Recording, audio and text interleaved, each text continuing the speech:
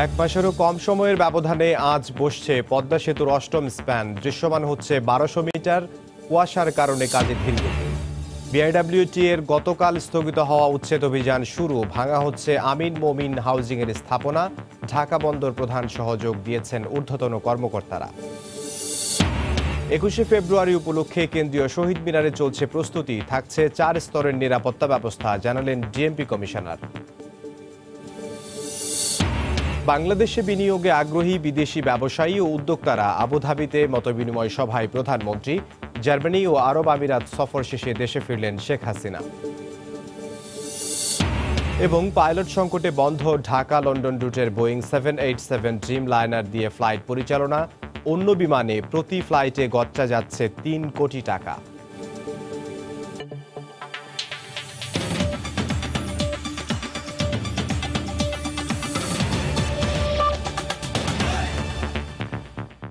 সময় সংবাদের সঙ্গে আছে আমি ইমদাদুল হক। ঘন কুয়াশা আর কারিগরি জটিলতায় নির্ধারিত সময়ের প্রায় ৩ ঘন্টা পর শুরু হলো পদ্মা সেতুর অষ্টম স্প্যান বসানোর কাজ। সকাল ৮টার দিকে সেতুর ৩৫ ও ৩৬ নম্বর পিলারের মধ্যে স্প্যান বসানোর কাজ শুরুর কথা থাকলেও কুয়াশা আর কারিগরি জটিলতার কারণে এ কাজ শুরু হয় বেলা ১১টার দিকে। আর জাজিরা প্রান্তে নতুন এই স্প্যানটি বসানো হলে পদ্মা নদীর দুপ্রান্তে দৃশ্যমান হবে সেতুর ১২০০ মিটার। এর আগে পদ্মা সেতুর জাজিরা প্রান্তে ৬টি ও মাওয়া প্রান্তে একটি স্প্যান বসানো হয়। ২০১৭ সালের সেপ্টেম্বর মাসে প্রথম স্প্যান বসানোর মধ্য দিয়ে দৃশ্যমান হয় স্বপ্নের পদ্মা সেতু। আর গত বছরের জুনে পঞ্চম স্প্যান বসানোর মধ্য দিয়ে শেষ হয় ৬ পিলারের একটি মডিউলের কাজ। তার পাশেই নতুন মডিউলের প্রথম আর জাজিরা প্রান্তে ষষ্ঠ স্প্যানটি বসানো হয় গত মাসের ২৩ তারিখ। আর এর এক মাসেরও কম সময়ের মধ্যে আজ বসতে যাচ্ছে জাজিরা প্রান্তের সপ্তম স্প্যান।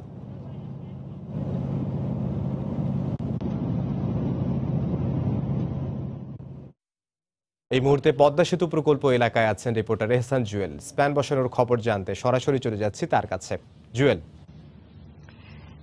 সকাল ৮টায় যে কাজটি শুরু হওয়ার কথা ছিল সেই কাজটি শুরু হয়েছে সকাল ১১টার কিছুক্ষণ পর। অর্থাৎ সকালে ঘন কুয়াশা ছিল এবং কিছু কারিগরি জটিলতা দেখা দিয়েছিল বলে পদ্মা সেতুর অষ্টম স্প্যানটি বসানোর যে প্রক্রিয়া সেটি শুরু করতে বেশ কিছুটা বিলম্ব, প্রায় ৩ ঘন্টা বিলম্ব হয়েছে। তবে এখন আস্তে আস্তে সম্ভবভাবে একই সঙ্গে পিরামিডে বসে দেওয়া। তবে তার আগ পর্যন্ত যে প্রক্রিয়াগুলো সেই প্রক্রিয়াগুলো এখন চলছে। আর এই প্রক্রিয়ার অংশ হিসাবে এখন এই মুহূর্তে আমি আমার পিছনে আপনারা দেখতে পাচ্ছেন। তবে তার আগ পর্যন্ত যে প্রক্রিয়াগুলো সেই প্রক্রিয়াগুলো এখন চলছে। আর এই প্রক্রিয়ারই অংশ হিসাবে এখন এই মুহূর্তে আমি আমার পিছনে আপনি হয়তো দেখতে পাচ্ছেন ৩৪ এবং ৩৫ নম্বর পিলার। এই দুটি পিলারের মধ্যে কিন্তু অষ্টম স্প্যানটি বসানো হবে এবং সেই স্প্যানটি বসানোর আগ পর্যন্ত এখানে প্রায় আরো ২ ঘন্টার বেশি সময় দরকার হতে পারে। সেই ২ ঘন্টার বেশি সময়ের পরে হয়তো এখানে দুপুর ২টার পরে বলতে পারবো যে স্প্যানটি বসানোর কাজ চূড়ান্ত হয়েছে। তবে তার আগ পর্যন্ত এখানকার প্রকৌশলীরা চেষ্টা করছেন যে স্প্যানটি গতকালই মাওয়া থেকে নিয়ে আসা হয়েছে জাজিরার নির্ধারিত ৩৬ এবং ৩৫ নম্বর পিলারের কাছে সেটি বসানোর। আর একটু জানিয়ে রাখি ইমদাদ আপনাকে যে এখানে কিন্তু এই যে ক্রেনটি স্প্যানটি নিয়ে এসেছে এটি অন্যান্য দিন খুব সাধারণভাবে নিয়ে আসলেও গতকাল নিয়ে আসার আগে এটি ভাটির দিকে ৭ কিলোমিটার দূরত্বে নিয়ে যাওয়া হয়েছে এবং এই ৭ কিলোমিটার নিয়ে গিয়ে আসলে পরীক্ষা করা হয়েছিল যে বর্ষা যখন তীব্র স্রোত থাকবে সেই স্রোতের সময় ক্রেনটি স্প্যান নিয়ে কতটা গতিতে আসতে পারবে কিংবা আদৌ আসতে পারবে কিনা, স্প্যান বসানোর যে প্রক্রিয়াগুলো সেগুলো সম্পন্ন করা যাবে কিনা সেই বিষয়টি গতকালই পরীক্ষা করা হয়েছে। তবে এখন পর্যন্ত সেই পরীক্ষার ফলাফল প্রকৌশলীদের হাতে আসেনি এবং সেটি আসলে হয়তো তারা আগামী বর্ষা মৌসুমে যে স্প্যানগুলো বসাবেন সেই স্প্যানগুলো কিভাবে বসাবেন, কোন গতিতে বসাবেন সেই বিষয়গুলো তারা তখন চূড়ান্ত সিদ্ধান্ত নিতে পারবেন। এছাড়া আপনাকে জানিয়ে রাখি যে যেহেতু স্প্যান বসানোর প্রক্রিয়া শুরু হয়ে গিয়েছে, অন্য কোনো নতুন কোনো জটিলতা তৈরি না হলে হয়তো আগামী ঘন্টা দুয়েকের মধ্যে একটু চূড়ান্ত খবর পাওয়া যেতে পারে যে স্প্যানটি বসানো হয়েছে কিনা। এই ছিল ইমদাদ আমার কাছে শেষ খবর। পদ্মা সেতু প্রকল্প এলাকা থেকে আমাদের সাথে যোগ দিয়েছিলেন এহসান জুয়েল, জানাচ্ছিলেন স্প্যান বসানোর সবশেষ খবর। বিআইডব্লিউটি এর গতকাল স্থগিত হওয়া উচ্ছেদে অভিযান আবারও শুরু হয়েছে। বসিলার তুরাগ নদী ভরাট করে গড়ে তোলা আমিন মোমিন হাউজিং এর উচ্ছেদকাল বিশেষ কারণে বন্ধ হলেও আজ সকাল থেকে চলছে অভিযান। এতে যোগ দিয়েছেন গতকাল সরিয়ে নেওয়া বিআইডব্লিউটি এর ঢাকা বন্দরের যুগ্ম পরিচালক AK M আরিফুদ্দিন। এছাড়া আজকের অভিযানে বিআইডব্লিউটি এর প্রধান কার্যালয় থেকে বন্দর পরিচালকও যোগ দিয়েছেন। অভিযানে সকাল 11টা পর্যন্ত আমিন মোমিন হাউজিং এর অবৈধ জমিতে গড়ে তোলা প্রায় 20টি স্থাপনা গুঁড়িয়ে দেওয়া হয়। হাউজিংটির বিরুদ্ধে দৈর্ঘ্যে 2800 ফুট ও চওড়ায় 250 ফুট তুরাগ নদী ভরাটের অভিযোগ রয়েছে।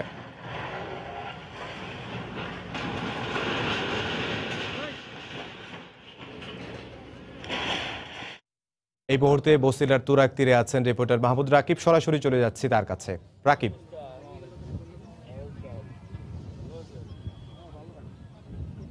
হ্যাঁ এমদাদ, আমরা তো মূলত অনেক বড় বড় যে চুরি, সেই চুরিগুলোকে আমরা বলে থাকি যে পুকুর চুরি। কিন্তু এখানে আমিন মোমিন হাউজিং যেভাবে অবৈধভাবে এই নদী দখল করেছে, তাকে আসলে কোন ভাষায় প্রকাশ করা যায় তা আমার জানা নেই। সাগর চুরি বলা যায় কিনা সেটি আমি জানি না, এমন কোনো ভাষা আছে কিনা একটু দেখাতে চাই আমি আপনাকে। এই যে আপনি এখন নদী, আমার ছবিতে যে জায়গাটি দেখছেন, এই দেখেন যে আমি যদি একটু বড় করে দেখাই পুরো জায়গাটি আপনাকে, এই যে একদম তুরাগ যে নদী দেখছেন, এই নদীটি এটি হলো তুরাগের বসিলা যে ব্রিজটি রয়েছে, সেই ব্রিজটি পার হয়ে আসার পরে একটি ছোট্ট একটি দ্বীপ মতো ছিল, যেখানে মূলত দুটি স্থলভাগ, দুটি দাগ নাম্বারও আছে। সেই দাগ নাম্বারের এই যে আপনি এখন তুরাগ পাটটি দেখছেন, আমি যদি একটু বড় করে দেখাই, এই তুরাগ পাটটি হলো যে এই একদমই ছোট চ্যানেল ছিল, আর এর ঠিক ডান পাশে ছিল মূল চ্যানেলটি তুরাগের। যেই চ্যানেলটি আপনি এখন যে অংশগুলো দেখছেন, আমার ছবিতে দেখাচ্ছি আমি আপনাকে, এই পুরো পার্টটি এমনই শত শত স্থাপনা করে, শত শতভাবে ভরাট করে, প্লট করে এই আমিন মোমিন হাউজিং পুরোভাবে ধ্বংস করে ফেলেছে এই জায়গাটি। আমি যদি আপনি একটু হিসাব করে বলি, বিআইডব্লিউটি এর যে জরিপ, তাতে দেখা গেছে 36 বিঘা জমি আমিন মোমিন যে হাউজিং তারা দখল করে তাদের এই প্রকল্পটি করেছে, এবং তাদের এই প্রকল্পটি করার কারণে পুরোপুরি আমাদের গাবতলী এলাকা থেকে বা মোহাম্মদপুর যে বসিলাটি রয়েছে, যেটি মূলত উত্তরা গিয়ে ঠেকেছে টঙ্গী তুরাগ, এই যে পুরো একটি চ্যানেল বন্ধ করে দেওয়া হচ্ছে। আমি যদি আপনি একটু ধীরে ধীরে বাম দিকে দেখাই, আমি যতটা সম্ভব কিন্তু দেখানোর চেষ্টা করছি। এই যে এখন চ্যানেলটি দেখছেন, এই পুরো চ্যানেলটি ছিল তুরাগের প্রধান চ্যানেল। সেই পুরো চ্যানেলটি আপনি দেখছেন যে এখানে আমরা কিছুক্ষণ আগেও দেখেছি অসংখ্য স্থাপনা ছিল, অসংখ্য যে সীমানা প্রাচীর, সেই প্রাচীর ছিল, সেগুলো সব কিন্তু মোটামুটি ঘুরিয়ে দেওয়া হয়েছে। এবং আমি যদি দেখেন আপনাকে একটু আবার এদিকে ঘুরিয়ে নিয়ে এসে দেখি, এপাশে কিন্তু আপনি দেখছেন যে বেশ কিছু ইটের ব্রিক ফিল্ডও রয়েছে এখানে, এবং একটি আমি আসলে এখানে দখলদাররা কতটা চালাক, কতটা তাদের ধূর্ত, তা আসলে এসব জায়গায় না আসলে বোঝাটা খুবই দুষ্কর। যেমন নদীর জায়গায় একটি স্কুল, শিক্ষা প্রতিষ্ঠানের সাইনবোর্ড টানিয়ে এখানে কিন্তু নদী ভরাট করা হচ্ছে। তো সবচেয়ে আশ্চর্যের বিষয় হলো, এই জায়গাগুলোতে কিন্তু কোনো লোকালয় নেই, কোনো মানুষ নেই, কোনো জনসংখ্যা নেই, কোনো জনমানব নেই। তাহলে কিন্তু প্রশ্ন আসবে, এ ধরনের স্কুল কেন করা হলো? খুব সহজেই বোঝা যায় যে শুধুমাত্র নদীর জায়গাটি দখল করবার জন্যই এমনই বিভিন্ন প্রতিষ্ঠান করা হয়েছে, শিক্ষা প্রতিষ্ঠানের নামে দখল করা হয়েছে। এবং আপনি সামনে দেখছেন যে একটি বড় একটি ব্রিক ফিল্ড, যেটি ইটের ভাটা বলা হয়, সেই ইটের ভাটাও কিন্তু এখানে একটি করা রয়েছে, যদিও এটির কার্যক্রম নেই। তো সব মিলিয়ে কার্যক্রমটি আজকে কিন্তু বেশ গোছালোভাবেই চলছে এবং কোনো জটিলতা ছাড়াই চলছে। দেখা যাক শেষ পর্যন্ত কি গিয়ে দাঁড়ায়। তো মোটামুটি আমার কাছে এই ছিল উচ্ছেদের সবশেষ খবর। ইমদাদ, বসিলার তুরাগ তীর থেকে আমাদের সাথে যোগ দিয়েছিলেন রিপোর্টার মাহমুদ রাকিব, জানাচ্ছিলেন বিআইডব্লিউটি এর উচ্ছেদ অভিযানের খবর। জার্মানি ও সংযুক্ত আরব আমিরাত সফর শেষে ঢাকায় ফিরলেন প্রধানমন্ত্রী শেখ হাসিনা। সকাল 6:30টার দিকে বাংলাদেশ বিমানের একটি ফ্লাইটে হজরত শাহজালাল আন্তর্জাতিক বিমানবন্দরে পৌঁছান প্রধানমন্ত্রী। 6 দিনের সরকারি সফরে জার্মানিতে মিউনিখ নিরাপত্তা সম্মেলন ও সংযুক্ত আরব আমিরাতে আন্তর্জাতিক প্রতিরক্ষা প্রদর্শনীতে অংশ নেন শেখ হাসিনা। জার্মানি সফরের সময় প্রধানমন্ত্রীর সঙ্গে সাক্ষাৎ করেন বিভিন্ন আন্তর্জাতিক সংস্থা ও বিনিয়োগ প্রতিষ্ঠানের প্রধান। এছাড়া পটুয়াখালীর পায়রায় দেশের সবচেয়ে বড় 3600 মেগাওয়াট ক্ষমতার এলএনজি ভিত্তিক বিদ্যুৎ কেন্দ্র নির্মাণে জার্মানির সঙ্গে সমঝোতা স্মারক সই হয়। আরব আমিরাত সফরে দেশটির ভাইস প্রেসিডেন্ট, প্রধানমন্ত্রী ও দুবাইয়ের শাসকের সঙ্গে প্রধানমন্ত্রীর দ্বিপাক্ষিক বৈঠক হয়। আবুধাবিতে প্রধানমন্ত্রীর উপস্থিতিতে বাংলাদেশ ও আরব আমিরাতের মধ্যে নৌ পরিবহন, বিদ্যুৎ ও জ্বালানি এবং বিশেষ অর্থনৈতিক অঞ্চল সংক্রান্ত 4টি সমঝোতা স্মারক সই হয়েছে।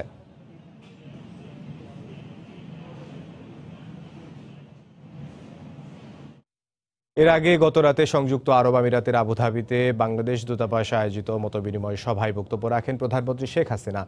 বাংলাদেশে বিনিয়োগে বিদেশি ব্যবসায়ী ও উদ্যোক্তারা আগ্রহ প্রকাশ করেছেন বলেও জানান তিনি। এতে অর্থনৈতিকভাবে দেশ আরও সমৃদ্ধ হবে। সরকার প্রবাসীদের কল্যাণে নানা উদ্যোগ নিয়েছে বলেও জানান প্রধানমন্ত্রী। শেখ হাসিনা বলেন, আওয়ামী লীগ সরকারের উন্নয়নের ছোঁয়া জনগণের কাছে পৌঁছেছে বলেই ৩০ ডিসেম্বর নির্বাচনে মানুষ আবারও আওয়ামী লীগকে ভোট দিয়েছে। সংযুক্ত আরব আমিরাতে তৃতীয় দিনের রাষ্ট্রীয় সফরের শেষ দিন মঙ্গলবার স্থানীয় সময় সন্ধ্যায় আবুধাবি সেন্ট রেজিস হোটেলে বাংলাদেশ দূতাবাস আয়োজিত মতবিনিময় সভায় যোগ দেন প্রধানমন্ত্রী শেখ হাসিনা। বাংলাদেশ ও আরব আমিরাতে জাতীয় সঙ্গীতের মধ্য দিয়ে সবার আনুষ্ঠানিকতা শুরু হয়।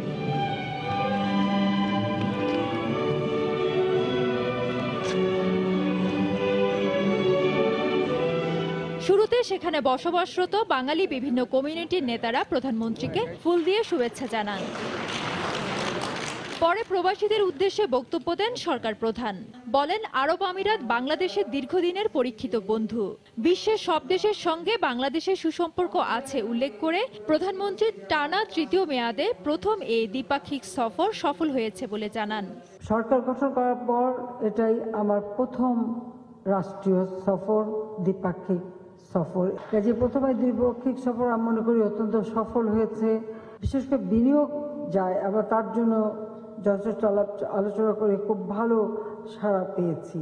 আওয়ামী লীগ সরকার প্রবাসীদের প্রশিক্ষণ সহ বিশেষ সুবিধা তৈরি করে দিচ্ছে জানিয়ে শেখ হাসিনা বলেন, আরব আমিরাতের কারাগারে থাকা ৭০০ বাংলাদেশিকে ফিরিয়ে নিতে উদ্যোগ নিয়েছে সরকার।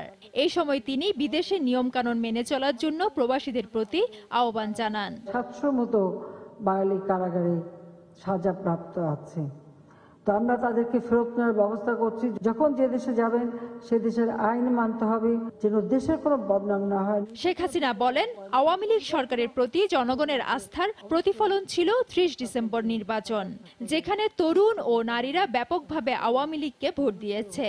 এবারে যে নির্বাচন আপনারা দেখেছেন, এই নির্বাচনে জনগণ স্বতঃস্ফূর্তভাবে নৌকা মার্কায় ভোট দিয়েছে। এর কারণটা আর কিছুই না, আমরা যে ক্ষমতায় ছিলাম, দেশের যে উন্নতি করেছি, সেই উন্নয়নের ছোঁয়াটা মানুষের কাছে পৌঁছেছে। কারণ আমাদের উন্নয়নের সমস্ত পরিকল্পনাটা কিন্তু সমগ্র বাংলাদেশটা ঘিরে। এর আগে দুপুরে প্রধানমন্ত্রীর সঙ্গে সৌজন্য সাক্ষাৎ করেন সংযুক্ত আরব আমিরাতের শীর্ষ দুই ব্যবসায়ী লুলু গ্রুপের চেয়ারম্যান ইউসুফ আলী ও এনএমসি গ্রুপের চেয়ারম্যান বিআর শেঠি। তারা বাংলাদেশের স্বাস্থ্য, পর্যটন, রিটেল চেইন শপ সহ বিভিন্ন খাতে বড় আকারে বিনিয়োগে আগ্রহ প্রকাশ করেন। ফেরদৌস লিপি, সময় সংবাদ। বড় অঙ্কের বিনিয়োগ সম্ভাবনা পর্যালোচনায় সৌদি আরবের বাণিজ্য ও বিনিয়োগ মন্ত্রী সহ একটি উচ্চ পর্যায়ের প্রতিনিধি দল বাংলাদেশ সফর করবে আগামী মাসে। সফরে সার কারখানা, বিমান চলাচল, পেট্রোকেমিক্যাল সহ বেশ কয়েকটি খাতে বিনিয়োগ প্রস্তাব তুলে ধরা হবে বলে জানিয়েছে বাংলাদেশ বিনিয়োগ উন্নয়ন কর্তৃপক্ষ।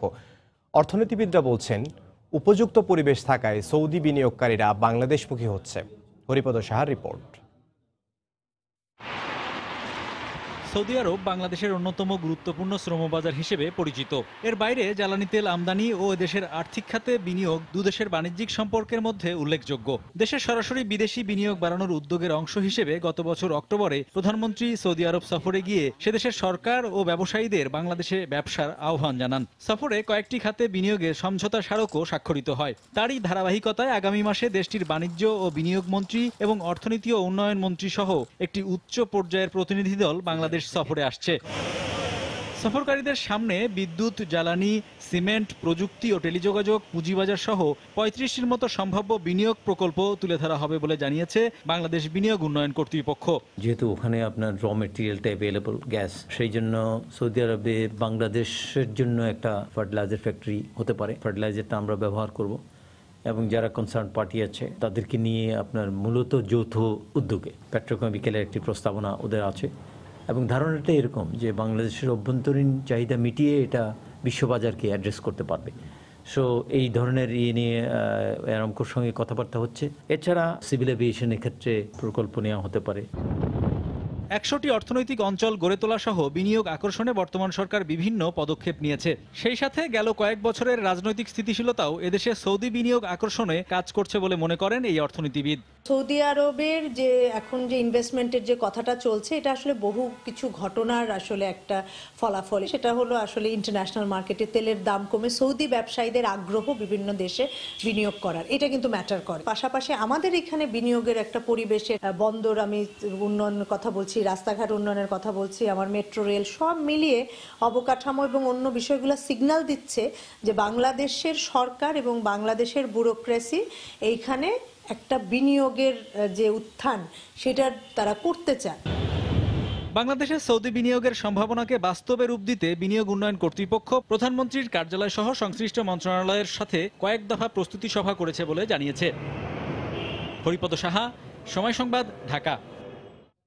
শপথ নিয়েছেন একাদশ জাতীয় সংসদে সংরক্ষিত নারী আসনের ৪৯ সংসদ সদস্য। সকাল 10:30টায় স্পিকার শিরিন শারমিন চৌধুরী সংসদের শপথ কক্ষে তাদের শপথ পড়ান। কোনো প্রতিদ্বন্দ্বী প্রার্থী না থাকায় গত রোববার আওয়ামী লীগের ৪৩ জন, জাতীয় পার্টির 4 জন, ওয়ার্কার্স পার্টির 1 জন এবং স্বতন্ত্র 1 জনকে সংসদ সদস্য হিসেবে নির্বাচিত ঘোষণা করেন রিটার্নিং কর্মকর্তা। একাদশ সংসদ নির্বাচনে দলগুলোর প্রাপ্ত আসনের সংখ্যানুপাতে বিএনপির একটি সংরক্ষিত আসন পাওয়ার সুযোগ ছিল, কিন্তু গত 30 ডিসেম্বরের নির্বাচনে দলটির জয়ী প্রার্থীরা শপথ না নেয়ায় সেটি স্থগিত করা হয়। বাকি ৪৯ আসনের একক প্রার্থীদের বিনা প্রতিদ্বন্দ্বিতায় নির্বাচিত ঘোষণা করে রোববার গেজেট প্রকাশ করে নির্বাচন কমিশন। মাননীয় সংসদ সদস্যবৃন্দ, মাননীয় স্পিকার মহোদয়, এমপি হওয়ার পরে আমার কাজের পরিধি বাড়বে, আমি আরও বেশি করে কাজ করতে পারবো। আমি উন্নয়ন কথাটা ব্যাপক, আমি ঠিক ওইভাবে বলবো না। আমি যে এলাকায় কাজ করব সেই এলাকায় আমি অবকাঠামোগত যদি কিছু করার থাকে করব। খুবই এক্সাইটেড যে কাজটি দেওয়া হবে সেটা আমি আমার শতভাগ দিয়ে করব, এ ব্যাপারে আমি নিশ্চিত। আন্তর্জাতিক মাতৃভাষা দিবস উদযাপনে শেষ মুহূর্তের প্রস্তুতি চলছে কেন্দ্রীয় শহীদ মিনার এলাকায়। এই মুহূর্তে সেখানে আছেন রিপোর্টার ফয়সাল মোর্শেদ, সরাসরি চলে যাচ্ছে তার কাছে। ইমদাদ, শহীদদের প্রতি শ্রদ্ধার পুষ্পার্ঘ্য অর্পণের বাকি আর মাত্র কয়েক ঘন্টা। সব প্রস্তুতি প্রায় শেষ। আমার পাশে এখানে দেয়াল লিখন চলছে, যেখানে 21-এর সময়ে সেই রক্তঝরা স্লোগানগুলো লেখা হচ্ছে, যে স্লোগান আসলে নতুন প্রজন্মকে সাহস যোগাবে, আগামীতে যে কোনো ধরনের সংকট মোকাবেলার সাহস যোগাবে, সেই সাহস যোগানো স্লোগানগুলো কিন্তু এখানে লেখা হচ্ছে।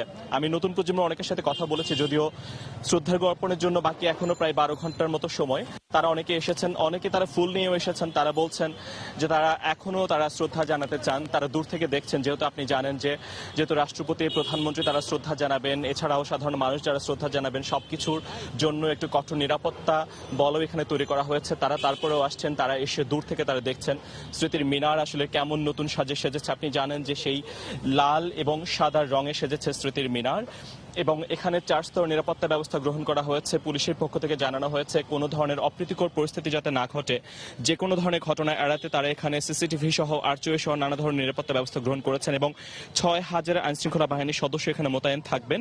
এবং সেই সাথে সাদা পুলিশের উপস্থিতিও রয়েছে, র্যাবের উপস্থিতি দেখেছি, এসএসএফ এর উপস্থিতি দেখেছি। এছাড়াও নানা ধরনের ব্যবস্থা এখানে করা হয়েছে। এবং কালকে আজকে রাত থেকে যে ঘোষণা মঞ্চ রয়েছে, সেই ঘোষণা মঞ্চ প্রায় প্রস্তুত হয়ে গেছে।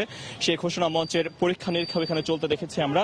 এবং এছাড়াও নতুন প্রজন্মের যাদের সাথে কথা বলেছে তারা বলছেন যে সর্বস্তরে মাতৃভাষা প্রচলনের যে দাবিতে আসলে এই ভাষা আন্দোলন, সেই দাবি তো এখনো পুরোপুরি কার্যকর হয়নি। যদিও এটা আন্তর্জাতিকতা পেয়েছে, আমাদের ভাষা আন্দোলন আন্তর্জাতিক মাতৃভাষা দিবস হিসেবে পালিত হয়ে আসছে প্রায় 20 বছর ধরে, কিন্তু সর্বস্তরে যাতে বাংলা ভাষা প্রচলন হয়, সেই প্রচলন যাতে হয় সব স্তরে, সেজন্য তারা দাবি জানিয়েছেন। এবং তারা বলছেন যে কোনো সংকট মোকাবেলায় এই 21 কিন্তু প্রেরণা যোগাবে সামনে এগোতে। আন্তর্জাতিক মাতৃভাষা দিবস উদযাপনে শেষ মুহূর্তের প্রস্তুতি চলছে কেন্দ্রীয় শহীদ মিনার এলাকায়। সেখান থেকে আমাদের সাথে যোগ দিয়েছিলেন রিপোর্টার ফয়সাল মোর্শেদ। পাইলট সংকটে বন্ধ হয়ে গেছে ঢাকা লন্ডন রুটের বোয়িং 787 ড্রিম লাইনার দিয়ে ফ্লাইট পরিচালনা। এর মধ্যেই গেল 16 ফেব্রুয়ারি থেকে কমিয়ে ফেলা হয়েছে ডিসেম্বর থেকে চালু হওয়া নতুন 2টি ফ্লাইটও। এমন সিদ্ধান্তে হতাশ লন্ডন প্রবাসী বাংলাদেশিরা। এদিকে অন্য বিমান দিয়ে পরিচালনা করা প্রতি ফ্লাইটে গচ্চা যাচ্ছে 3 কোটি টাকা। শোয়েব কবিরের রিপোর্টে বিস্তারিত। অত্যাধুনিক বোয়িং 787 ড্রিম লাইনার দিয়ে গত বছরের 10 ডিসেম্বর থেকে ঢাকা লন্ডন রুটে সপ্তাহে 6টি ফ্লাইট পরিচালনা করার শিডিউল ঘোষণা করে বিমান। এরপর আধুনিক সেবার প্রতিশ্রুতি দিয়ে ঢাকঢোল পিটিয়ে টিকিট বিক্রি করা হয়েছিল। এতে ব্রিটেন প্রবাসীদের মাঝেও সাড়া পড়ে ব্যাপক। 271 আসনের অত্যাধুনিক ড্রিম লাইনারে চড়ার শখে অনেকেই টিকিট কেনেন হুমড়ি খেয়ে। তবে পাইলটের অভাবে মাত্র 3টি ফ্লাইট পরিচালনা করার পর তা বন্ধ হয়ে যায়। কাউন্টারের মধ্যে অনেক টেকনিক্যাল রিজন থাকে, ক্রুদের সমস্যা থাকে, ক্রু যদি পর্যাপ্ত ক্রু না থাকে সেক্ষেত্রে কিন্তু 787 দিয়ে কন্টিনিউ 6 ডেজ ফ্লাইট অপারেট করা আমাদের জন্য মুশকিল। বোয়িং 787 ড্রিম লাইনার পরিচালনা নিয়ে একই তথ্য বিমান থেকে জানানো হয়েছে লন্ডনের বাংলাদেশি ট্রাভেল এজেন্সিগুলোকে। ক্রু সার্টিফিকেশনটা আমরা যতটুকু আমাদেরকে বিমান কর্তৃপক্ষ থেকে জানিয়েছেন, ক্রু সার্টিফিকেশনটা কাজ চলছে এবং এটার সময়ের প্রয়োজন। তবে বিমানের অন্যতম লাভজনক এই রুটে ফ্লাইট পরিচালনা নিয়ে বিমান কর্তৃপক্ষের এই ধরনের অদূরদর্শী সিদ্ধান্ত ভবিষ্যতে প্রবাসী যাত্রীদের মাঝে নেতিবাচক প্রভাব ফেলতে পারে বলে আশঙ্কা করছেন অনেকে। বিমান মারাত্মকভাবে তার ভাবমূর্তি ক্ষতিগ্রস্ত করেছে। বিমান যদি তার ভাবমূর্তি অক্ষুণ্ণ রাখতে হয় এবং বাংলাদেশি সহ বিদেশিদের কাছে তাদের গ্রহণযোগ্যতা রাখতে হয়, তাহলে এ ব্যাপারে আরো চিন্তা ভাবনা করে আগামীতে ফ্লাইট চালু করা উচিত। ফ্লাইট পরিবর্তনের কারণে 271 আসনের বোয়িং 787-এর 6টি ফ্লাইটের যাত্রী বহন করতে হচ্ছে 419 আসনের বোয়িং 777 উড়োজাহাজ দিয়ে। শেখ কবির, সময় সংবাদ, লন্ডন। তিক্ত অভিজ্ঞতা আর দুর্বিষহ যন্ত্রণা নিয়ে সৌদি আরব থেকে দেশে ফিরেছেন 62 নারী শ্রমিক। রাতে সৌদি এয়ারলাইন্সের একটি ফ্লাইটে হজরত শাহজালাল আন্তর্জাতিক বিমানবন্দরে পৌঁছান তারা। পরিবারের আর্থিক সচ্ছলতার আশায় বিভিন্ন সময় তারা সৌদি আরবে পাড়ি জমালেও চোখে মুখে এখন হতাশার ছাপ। পরিবারের আর্থিক সচ্ছলতা ফেরাতে সৌদি আরব পাড়ি জমানো নারী শ্রমিকরা বিভিন্ন সময়ে নানা নির্যাতন ও হেনস্থার শিকার হয়ে ফিরে আসছেন দেশে। মঙ্গলবার রাতেও সৌদি এয়ারলাইন্সের একটি বিমানে দেশে ফেরেন 62 জন নারী, যাদের বেশিরভাগই কয়েক মাস আগে কাজ করতে সৌদি আরব গিয়েছিলেন, কিন্তু নির্যাতনের মুখে ফিরে আসতে বাধ্য হন নিজ দেশে। 5 মাস থাকার পরে 1 মাসেরও বেতন দেয়নি। পরে বেতনের কথা বললে মারধর করে, খাবার দেয় না। তার থেকে আমি অসুস্থ হয়েছিলাম। পরে লাস্টে আমি ওখান থেকে পালিয়ে এসেছি। নিয়ে গেছি 1 মাস আমার বেতনটা ভালো দিছে, তারপরে আমার বেতন পুরো 15 মাসে আমার বেতন পুরো দেয় না। বাসা থেকে ফালাইয়া তো 3 মাস জেল খাটিয়া ও আইজ আল্লাহ আমার বাংলাদেশে মনে করেন গরম পানি ডাইলে অনেক মেয়েরে ঠিক আছে মারধর করছে, গেটায় না নামাই দিয়ে গেছে। অনেক মেয়েরা নির্যাতন হইতাছে, কারণ আমরা এখানকার মা বোন, ঠিক আছে, যার যার কষ্ট সে বুঝে, অন্য কেউ বুঝে না। সৌদি সরকারের সঙ্গে চুক্তি অনুযায়ী দেশটিতে নারী শ্রমিকরা কাজ করতে গেলেও তাদের ফিরে আসার সংখ্যা ক্রমশই বাড়ছে। কর্মক্ষেত্রে নিরাপত্তা ও তদারকির অভাবকেই দায়ী করছে বেসরকারি সংস্থা ব্র্যাক। 62 জন নারী কর্মী ফিরে এসছে। এরা প্রত্যেকেই কোনো না কোনোভাবে অ্যাবিউজের শিকার হয়েছে।